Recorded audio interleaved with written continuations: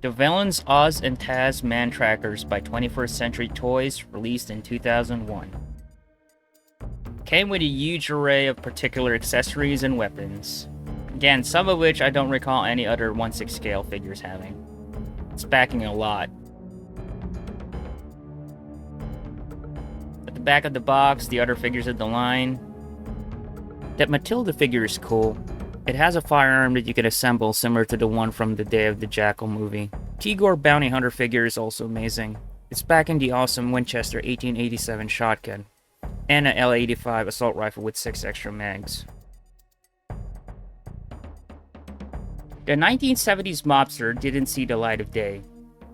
I don't know if somebody got a prototype of it. There's a lot of 21st Century Toys products that never got released, which makes me sad, because most of the time those are the ones that are most unique. Head sculpt kinda looks like John Travolta, or Ice-T from New Jack City. Alright, let's get the figure out of the box.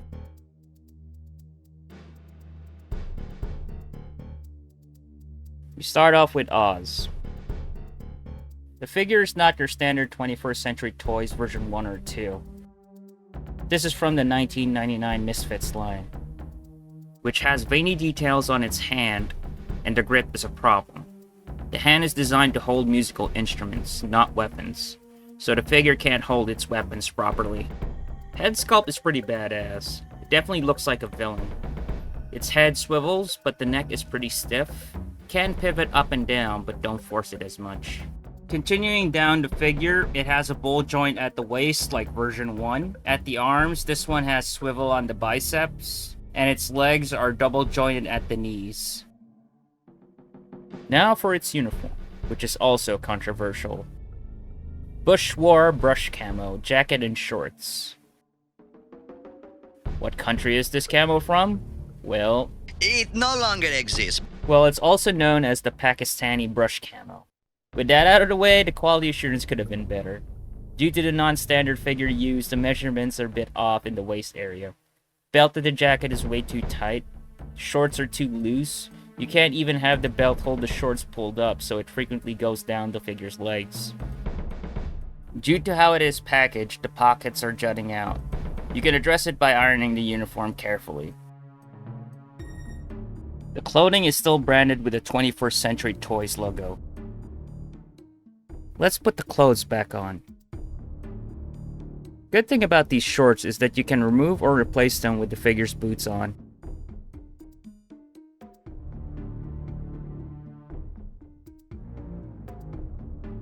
You could always just use a rubber band to hold the shorts in place on the figure's hips.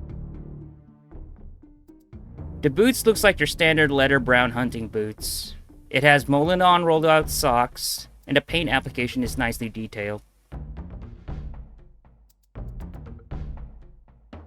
The jacket has the standard snap buttons.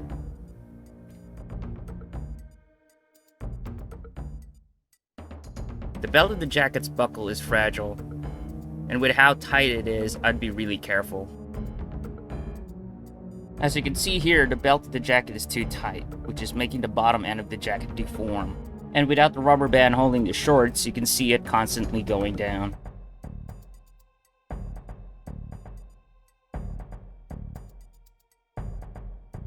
The figure also has its crocodile hat. The hat is well detailed, with the crocodile scales, a few shotgun shells, and a couple of stitches here and there. I already replaced the Parrish glue in the flap of the hat. It took a while to completely cure due to it being made out of rubber.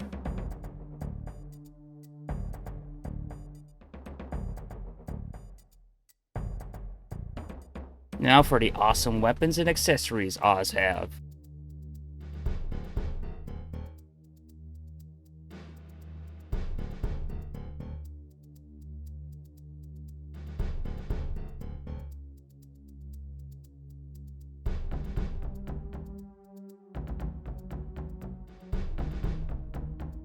We'll start off with the grenades.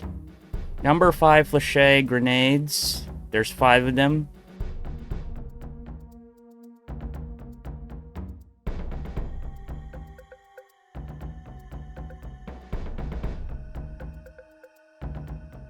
.50 caliber BMG cartridges, 16 of them.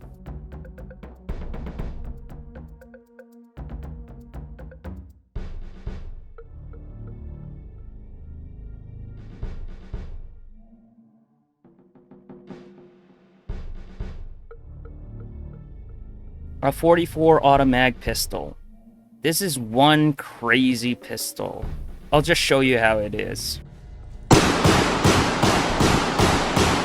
Yeah, it's perfect for someone who's hunting people.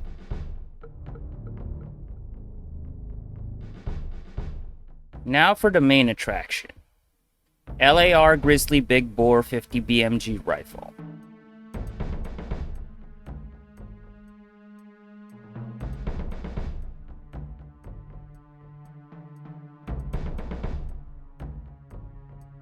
This was used in the movie The Lost World Jurassic Park. It was made into a tranq gun in the movie.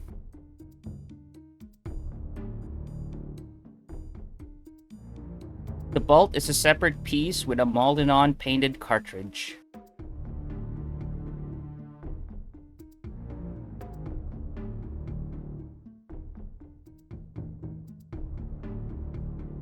Most of the weapons are also branded with 21st Century Toys on the side. The optic is crooked, but it can be removed and replaced properly. It's not glued.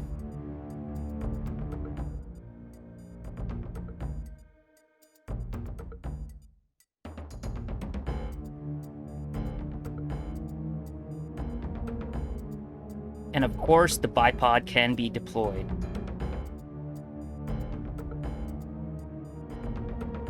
Lastly, a Gurkha cookery knife with a wooden scabbard.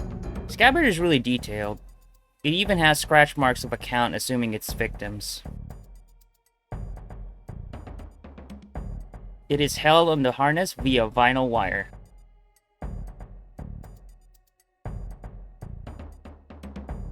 The knife itself has really nice paint details on it.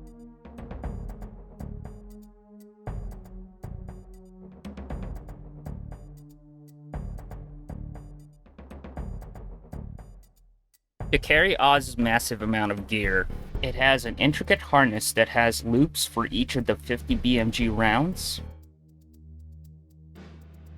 and the grenades, and a storage on the back for the net and rope.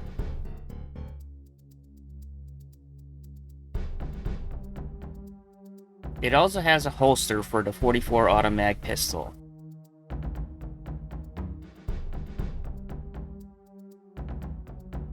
Here's the rope, which comes in a blue-green color, and the net.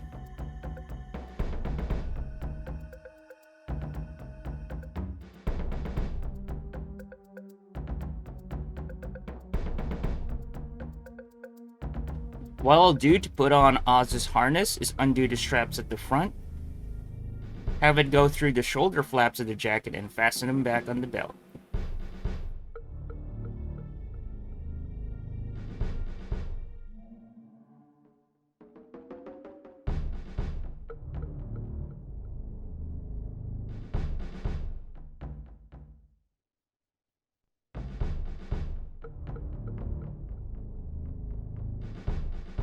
Tighten the strap up.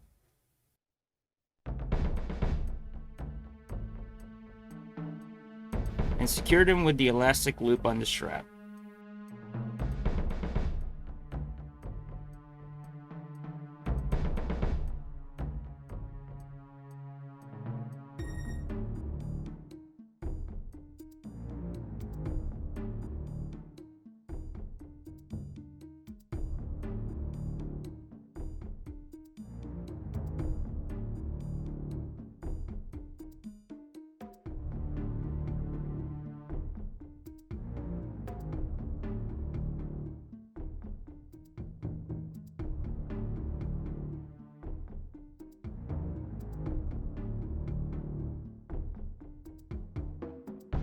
Then I put the 50 BMG cartridges on the loops.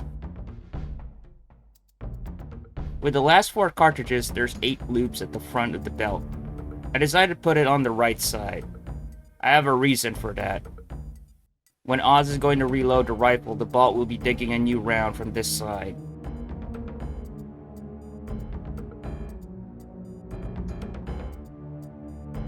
With the grenades, I would rather have their pins pointed towards the figure to avoid snags.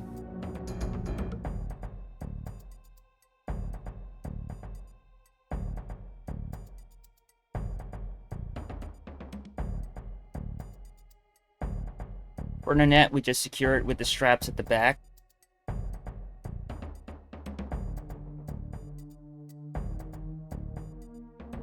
Then we just stick the rope between the straps and the net.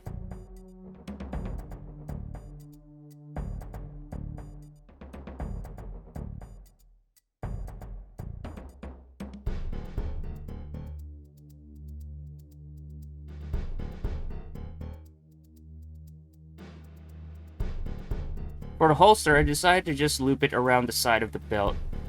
You could also have it loop around the shoulder flap of the jacket.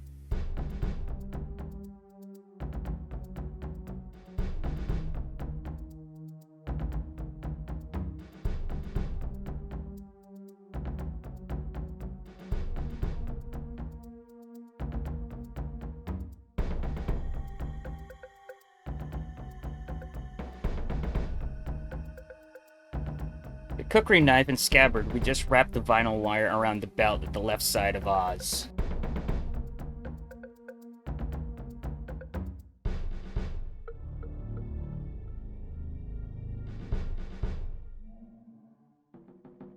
Lastly, we put its hat back on. And there we have Oz fully geared.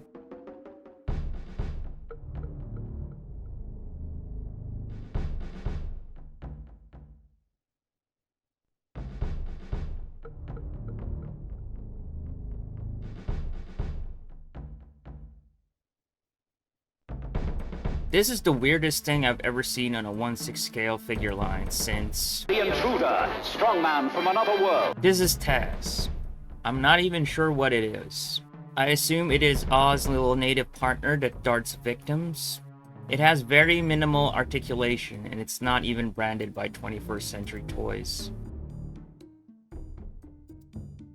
Sculpting is pretty amazing though.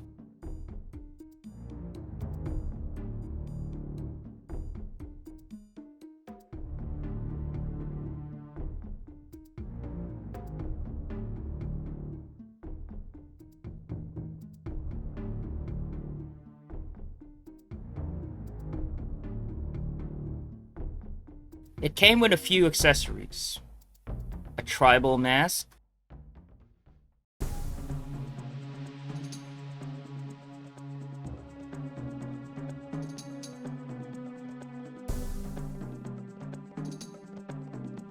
three shrunken heads that's supposed to be hanging from the vinyl wire of this, a bamboo container for poison darts, I believe.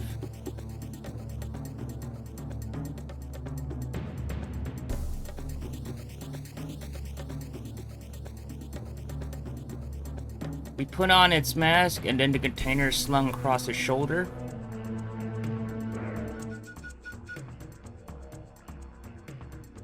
Then its weapon, a long blow dart. This just reminds me of James Bond villains for some reason. In conclusion, the Oz and Tazz figures are really unique, but you have to be really into the theme of it to invest in this rare set. I assume most people will just buy this off the loose 50 BMG cartridges and the unique firearms Oz have.